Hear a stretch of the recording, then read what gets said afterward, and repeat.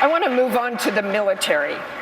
Senator Rubio, all restrictions on women in combat have been lifted as long as they qualify, positions including special operations forces like Navy SEALs.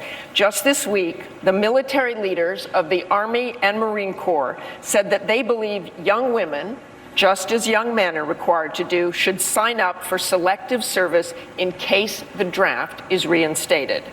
Many of you have young daughters. Senator Rubio, should young women be required to sign up for selective service in case of a national emergency? Well, first, let me say there are already women today serving in roles that are like combat, that in fact, whose lives are in very serious danger. And so I have no problem whatsoever with people of either gender serving in combat, so long as the minimum requirements necessary to do the job are not compromised. But I support that.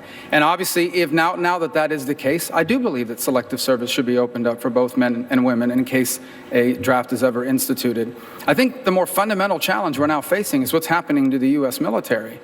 I've said this many times already, and I think it's important to start paying attention to this. Our Air Force is about to be the smallest it's been in 100 years. I'm sorry, in our history. Our Army is set to be smaller than it's been since the Second World War, and our Navy is about to be the smallest than it's been in 100 years. I think we need to begin to refocus on rebuilding our military, because every time we have cut our military in the history of this country, we have had to come back later and rebuild it, and it costs more, and it's a lot more chaotic and dangerous. When I'm president, we are rebuilding the U.S. military.